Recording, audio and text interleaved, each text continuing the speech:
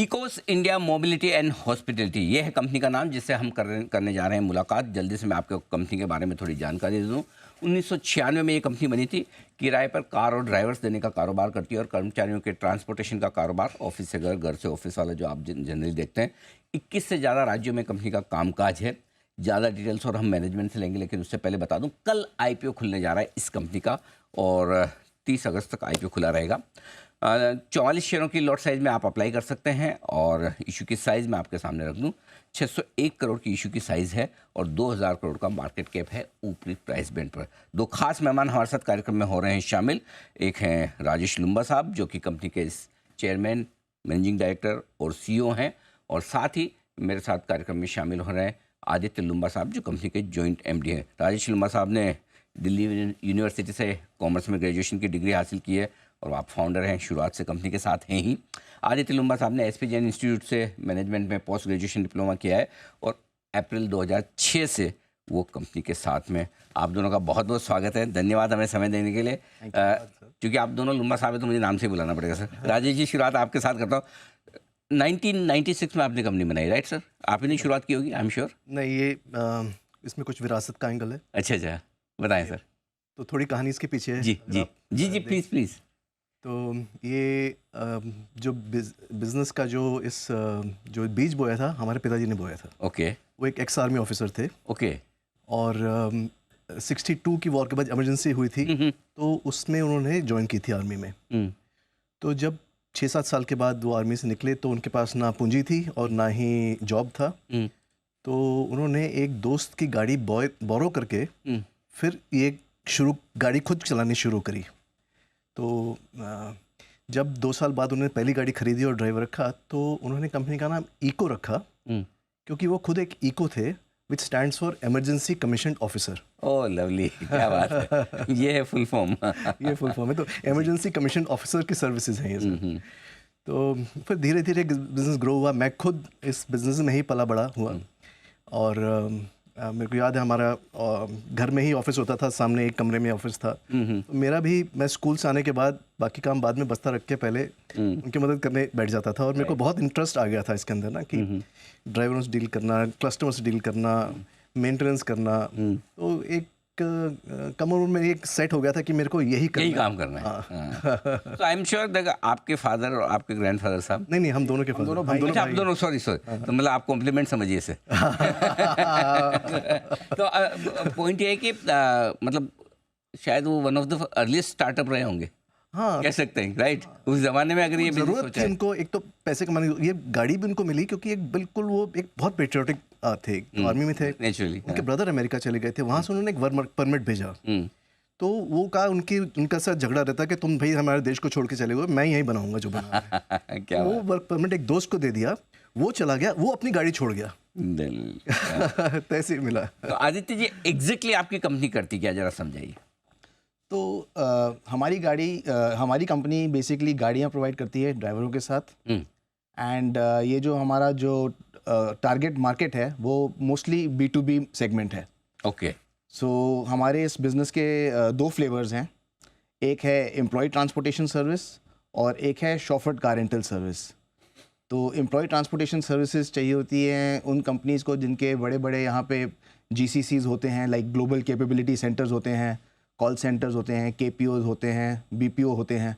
तो उनको अपने एम्प्लॉयज़ को होम ऑफिस, होम कम्यूट सेवा प्रदान करनी होती है, राइट। और उसके लिए हम उनकी सर्विस प्रोवाइडर होते हैं। तो ये बेसिकली हम 10 शहरों में ये वाली सर्विसेज हम देते हैं, जहाँ पे बड़े बड़े इन कंपनीज के साइट्स हैं, कैंपसेस हैं और इनकी प्रेजेंस है।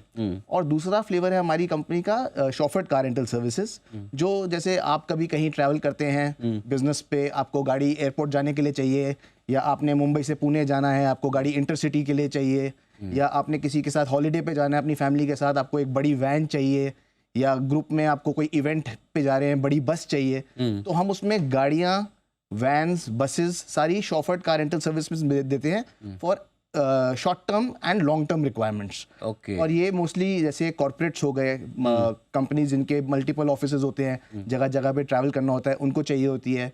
या फिर इवेंट मैनेजमेंट कंपनीज होती हैं जिनके इवेंट्स होते हैं, उनको ये गाड़ियाँ चाहिए होती हैं तो उनको देते हैं। या ट्रैवल एजेंट्स हो गए, तो बेसिकली हम ये शॉफर्ड कार रेंटल सर्विसेज हमारा दूसरा फ्लेवर है बिजनेस का। तो सर ये आजकल तो ओला उबर वगैरह काफ़ी आगे कर गए, तो क्या उनसे कंपटीशन होता है या क्योंकि आपका बिजनेस कॉर्पोरेट्स के साथ ज़्यादा है तो फर्क नहीं पड़ता? हमारा B2B है, उनका ज़्यादा B2C है और 10 साल से हैं वो वहाँ पे, और हमारे कस्टमर्स वो भी यूज़ करते हैं, ऐप बेस्ड सर्विसेज भी यूज़ करते हैं, लेकिन ये यूज़ केसेस बहुत जो छोटे डिस्टेंसेस के लिए हैं ऐप बेस्ड सर्विसेज कई बार यूज़ करते हैं, लेकिन जब थोड़ी देर ज़्यादा के लिए गाड़ी चाहिए होती है तो वो टिपिकली हमारी जैसे सर्विसेज ज़्यादा यूज़ करते हैं। क्वालिटी में कोई कोई कंपैरिजन ही नहीं है, और कुछ नंबर ऑफ आवर्स के बाद एक्चुअली हमारी सर्विसेज सस्ती हो जाती है। सस्ती हो जाती है। आई थॉट कि ज़्यादा महंगी पड़ती होगी क्योंकि आप प्रीमियम सर्विसेज थोड़ी सर्विसेज बेहतर होती होगी। सर्विसेज तो बेटर है, लेकिन सर्विसेज एंड प्राइस का एक कॉम्बिनेशन देना पड़ता है मार्केट में अगर compete करना है किसी के साथ भी, तो यू हैव टू हैव की best service and at the best price.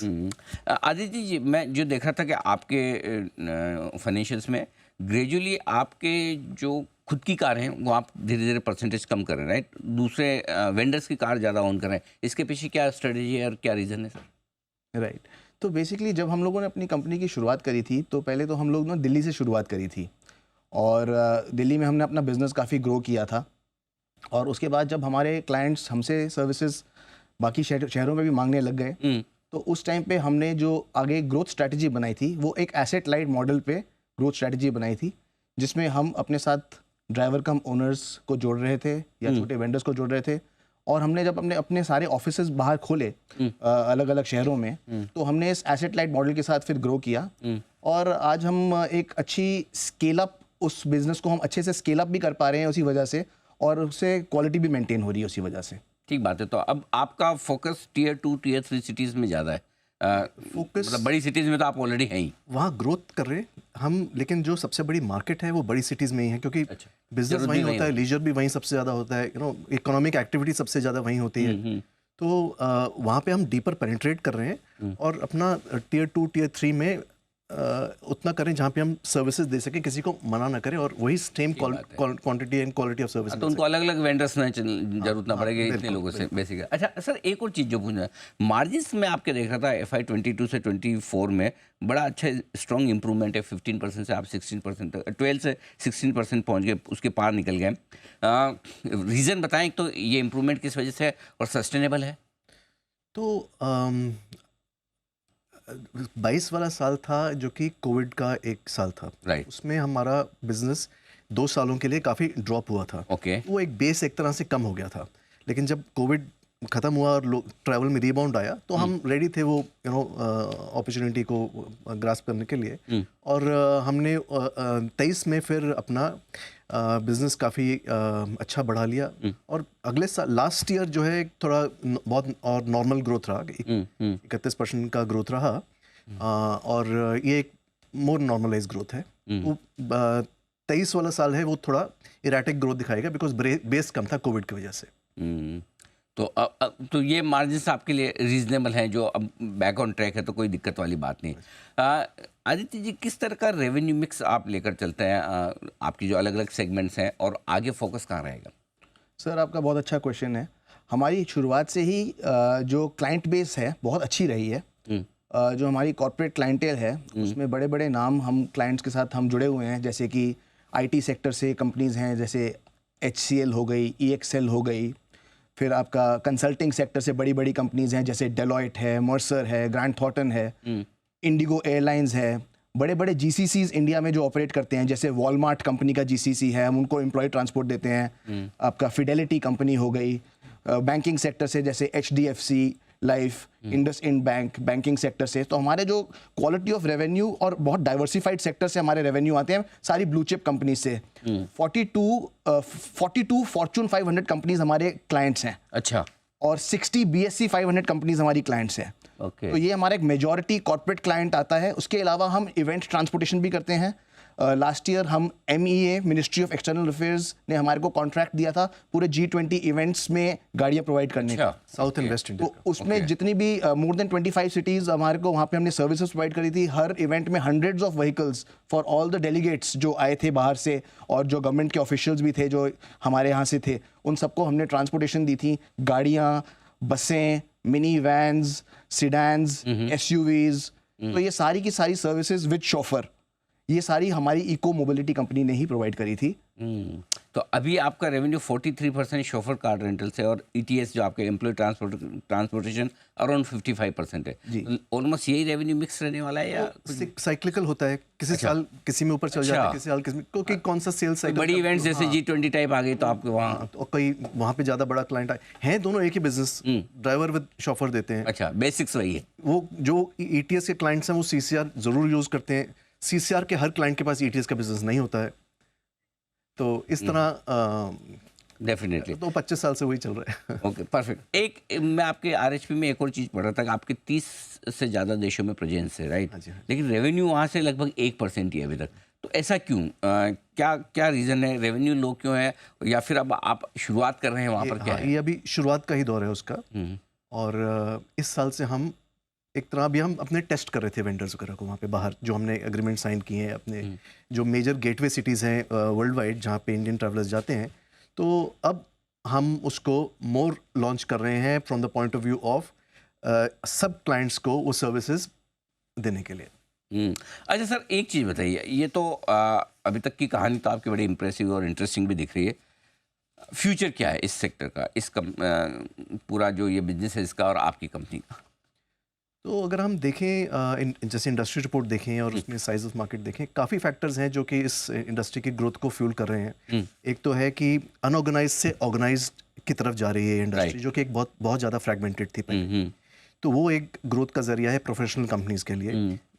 दूसरा हमारे देख रहे हैं टूरिज्म इकोनॉमी की ग्रोथ आ रही है, जैसे आ रही है।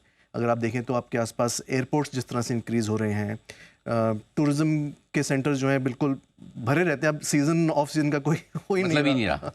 यू नो रेट कहाँ से कहाँ पहुँचे जा रहे हैं, रोड नेटवर्क्स किस तरह इंक्रीज़ हो रहे हैं। सो ये सब चीज़ कंट्रीब्यूट कर रहा है हमारी ग्रोथ को। इसके बियॉन्ड हम अगर देखें कि एज़ फार एज हमारी अपनी कंपनी की बात है, हमारे जिस तरह के क्लाइंट हैं, आज भी हम उन सब क्लाइंट्स का पूरा उनकी रिक्वायरमेंट पूरी नहीं करते। हम उनमें ही शेयर ऑफ वॉलेट जिसको कहते हैं, वो अभी ग्रोथ करने का हमारे को स्कोप है। अभी वहाँ पे भी स्कोप है? हाँ जी, वो भी स्कोप है। दूसरा, हमारी 32 लोगों की सेल्स टीम है आज की डेट में, जो कि नए क्लाइंट्स एक्वायर करने में लगे हैं। इस आईपीओ से हमें एक ब्रांड विजिबिलिटी मिलेगी, एक क्रेडिबिलिटी मिलेगी, जिससे कि और उसमें इजाफा आएगा हमारी ग्रोथ में। उसकी वजह से अब हम होप करते हैं। तो ये सब फैक्टर्स कंट्रीब्यूट करेंगे हमारे इस अपनी कंपनी की ग्रोथ के लिए। आई थिंक वो अब लोगों को में लाइफस्टाइल में बड़ा बदलाव आएगा। लोगों को एक अच्छी क्वालिटी और बढ़िया एक्सपीरियंस चाहिए, साफ़ सुथरी कार चाहिए, अच्छा शोफर चाहिए, थोड़ा एक अच्छा एक्सपीरियंस। बिल्कुल सही पहचाना आपने। हमारे जो पिछले 2 साल में जो हमारा प्रीमियम और लग्जरी कार का जो प्रोपोर्शन है वो ज़्यादा बढ़ रहा होगा, वो 30% बढ़ा है 2 साल के अंदर। एग्जैक्टली, क्योंकि सबको अब है ना एक अच्छा एक्सपीरियंस चाहिए, अच्छा एम्बियंस चाहिए, मतलब ठीक स्मेलिंग गाड़ी चाहिए, comfortable, exactly well behave driver चाहिए। सो दैट इज देयर कि आदमी 200-400 रुपये खर्च करने में आज के दिन हिचकता नहीं है एक बेटर सर्विस के लिए। एब्सोल्युटली। और हम सर्विस प्रोवाइड कर रहे हैं, हम केवल A to B कम्यूट नहीं प्रोवाइड करते हैं, और जनरेशन से कर रहे हैं। तो नहीं, बहुत बढ़िया लुम्बा साहब, बहुत मज़ा आया आपसे बातचीत करके। आप दोनों का, राजेश जी और आदित्य जी, बहुत बहुत धन्यवाद। आप स्टूडियो में आए और अपने आईपीओ पे आपने विस्तार से हमारे दर्शकों को बताया। कल आपका आईपीओ खुल रहा है, राइट सर? जी सर, कल खुल रहा है। बहुत बहुत शुभकामनाएं हमारी तरफ से। आपका IPO successful, super duper hit साबित हो और आप अपने लिए और अपने निवेशकों के लिए ढेर सारी वेल्थ बनाएं। हमारी शुभकामनाएं। Thank you sir. आज एंकर लिस्ट खुल जाएगी उसमें। अरे बहुत बढ़िया सर। तो चलिए, आपकी कल हम एंकर लिस्ट भी देखेंगे और कल सुबह हम इस आईपीओ का पूरा विश्लेषण करेंगे और बताएंगे आपको कि इस आईपीओ में पैसा लगाना चाहिए या नहीं।